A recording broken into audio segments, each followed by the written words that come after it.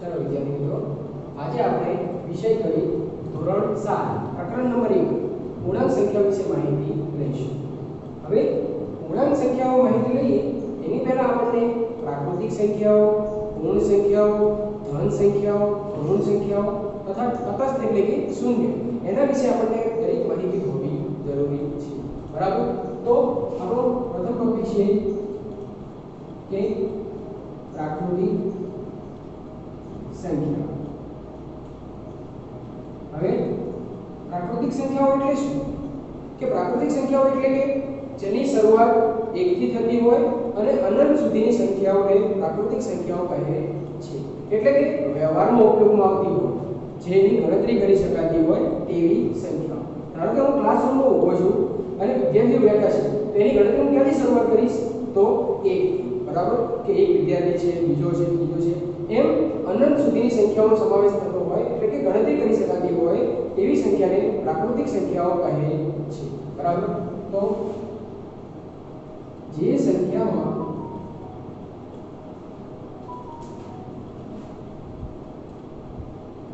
વ્યવહારમાં ઉપયોગમાં લેવાતી હોય તથા ગણતરી કરી શકાતી હોય તેવી સંખ્યાને પ્રાકૃતિક સંખ્યાઓ કહે છે।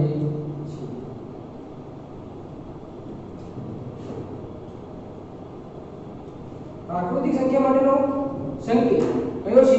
તો કે કેપિટલ N। બરાબર? તો પ્રાકૃતિક સંખ્યાનો સંકેત કેપિટલમાં N છે। બરાબર? પ્રાકૃતિક સંખ્યા એટલે કે નેચરલ નંબર્સ માટે એને n તરીકે દર્શાવવામાં આવે છે।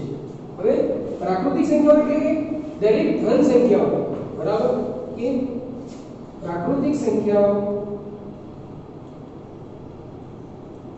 એટલે દરેક ધન સંખ્યા। હવે તેનું ઉદાહરણ લઈએ।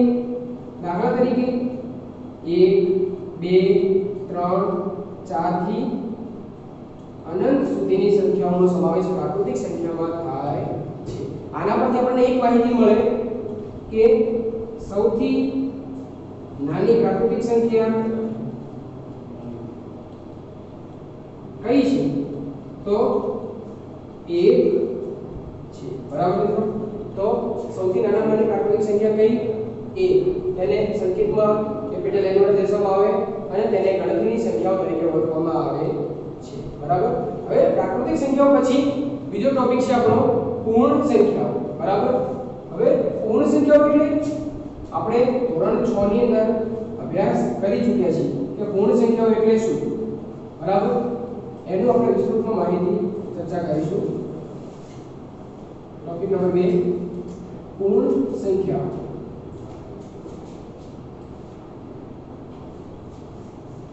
હવે પૂર્ણ સંખ્યાઓ એટલે કે જેમાં શૂન્ય તથા દરેક પ્રાકૃતિક સંખ્યાઓનો સમાવેશ થતો હોય તેવી દરેક સંખ્યાને પૂર્ણ સંખ્યા તરીકે ઓળખવામાં આવે છે।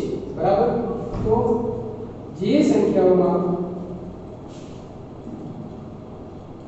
शून्य तथा दरेक प्राकृतिक संख्याનો સમાવેશ થતો હોય તેને પૂર્ણ સંખ્યાઓ કહે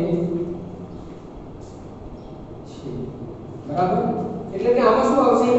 તો ખાલી પ્રાકૃતિક સંખ્યા કરતા એક વધારાનું શૂન્ય।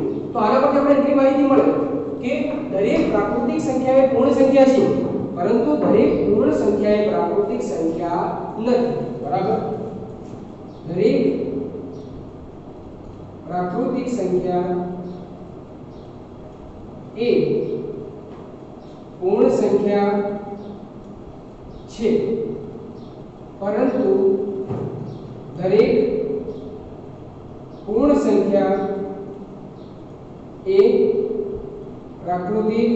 સંખ્યા નથી, કારણ કે પૂર્ણ સંખ્યા પાસે એક વધારાનું શૂન્ય હોય છે, બરાબર। હવે એનું આપણે ઉદાહરણ લઈએ તો દાખલા તરીકે 0 1 2 3 થી અનંત સુધીની દરેક સંખ્યાઓનો સમાવેશ પૂર્ણ સંખ્યામાં થાય છે, બરાબર। હવે પૂર્ણ સંખ્યામાં નો સંકેત, પૂર્ણ સંખ્યા એટલે કે હોલ નંબર્સ માટે સંકેત કયો રાખશું? w। પૂર્ણ સંખ્યાનો સંકેત w છે, બરાબર। આના પરથી આપણે માહિતી બીજી પણ મળે કે સૌથી નાની પૂર્ણ સંખ્યા કઈ? તો સૌથી નાની પૂર્ણ સંખ્યા 0 છે। જો પ્રાકૃતિક સંખ્યામાં સૌથી નાની પ્રાકૃતિક સંખ્યા 1 હતી, જ્યારે પૂર્ણ સંખ્યામાં સૌથી નાની પૂર્ણ સંખ્યા કઈ છે? તો 0, બરાબર। પ્રાકૃતિક સંખ્યા પૂર્ણ સંખ્યા વિશે આપણે માહિતી લઈ લીધી છે। હવે આપણું ચેપ્ટરનું નામ છે પૂર્ણાંક સંખ્યાઓ, એના વિશે માહિતી લઈએ। એના વિશે પણ તમે આછી કાપી ઝલક તમે ધોરણ 6 ની અંદર જોઈ ચૂક્યા છો કે એમાં તમને પૂર્ણ સંખ્યાઓ ધન સંખ્યાઓ વિશે માહિતી આપવામાં આવી હતી, બરાબર। તો હવે આપણે પૂર્ણાંક સંખ્યાઓ વિશે સમજીશું। હવે પૂર્ણાંક સંખ્યાઓ સમજવા માટે એના પહેલા આપણે દરેક સંખ્યા રેખાની માહિતી, ધન સંખ્યાની માહિતી, ઋણ સંખ્યાઓ તથા તટસ્થ એકમ એટલે આ બધી માહિતી હોવી જરૂરી છે। એટલે કે ટોપિક નંબર 3 પૂર્ણાંક સંખ્યાઓ, બરાબર। કે પૂર્ણાંક સંખ્યાઓ સમજવા માટે 1 ધન સંખ્યાઓ, 2 શૂન્ય અને 3 તો ઋણ સંખ્યાઓ। ધન સંખ્યાઓ એટલે દરેક પ્રાકૃતિક સંખ્યા કઈ 1 2 3 4 થી અનંત સુધીની। શૂન્ય એટલે કે તટસ્થ એકમ 0, બરાબર, જે તટસ્થ એકમ છે। ઋણ સંખ્યાઓ એટલે કે -1 -2 -3 થી અનંત સુધીની સંખ્યાઓ, બરાબર। ધન સંખ્યાઓ, ઋણ સંખ્યાઓ અને શૂન્ય। હવે આપણે એક સંખ્યા રેખા દોરીશું તો જેનાથી આપણને આની બેઝિક માહિતી મળી રહે। સંખ્યા રેખામાં શું કરીશું? સૌપ્રથમ એક રેખા દોરી, તેમાં કેન્દ્રમાં બિંદુ O એટલે કે 0, બરાબર। 1 2 3 4 આ જમણી બાજુ, બરાબર। કે 0 તરફ તમારું મોં રાખો અને જમણા હાથ તરફ જે સંખ્યાઓ મળે છે એ કેવી છે? તો કે બધી ધન સંખ્યાઓ છે, બરાબર। તો આ બધી કેવી છે? ધન સંખ્યા। પછી જમણી તરફ ધન સંખ્યા અને ડાબી બાજુ એટલે કે બધી કેવી સંખ્યાઓ આવશે?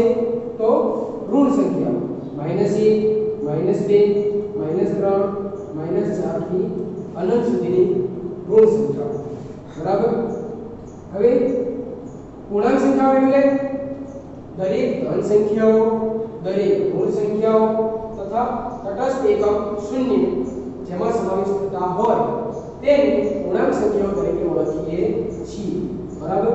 તો જે સંખ્યામાં દરેક ધન સંખ્યાઓ, દરેક ઋણ સંખ્યાઓ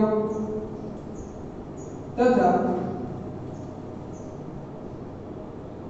તટસ્થ એકમ 0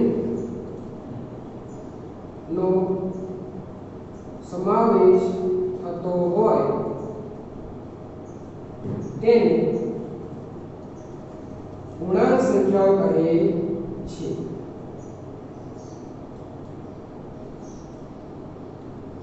બરાબર મિત્રો। હવે પૂર્ણાંક સંખ્યા માટેનો સંકેત કરો તો પૂર્ણાંક સંખ્યાને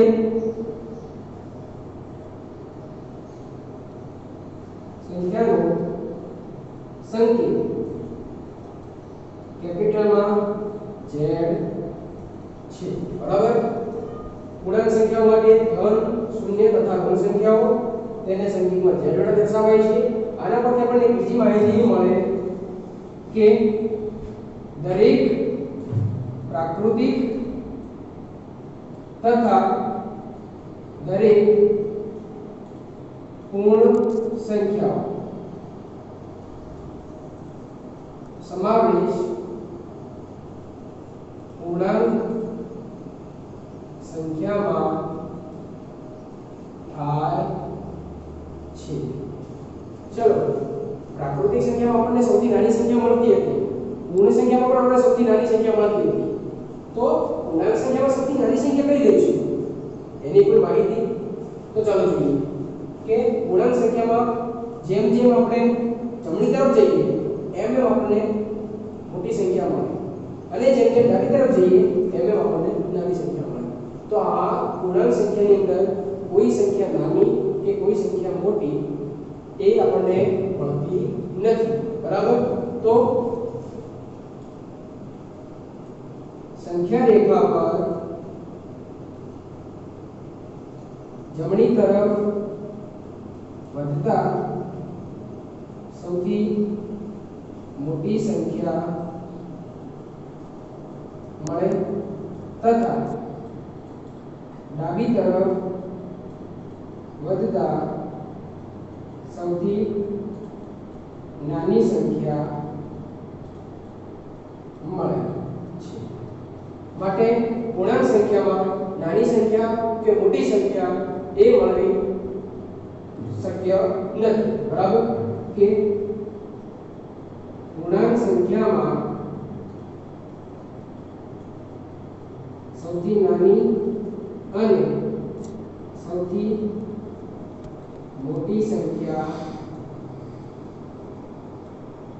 મળવી શક્ય નથી, બરાબર મિત્રો।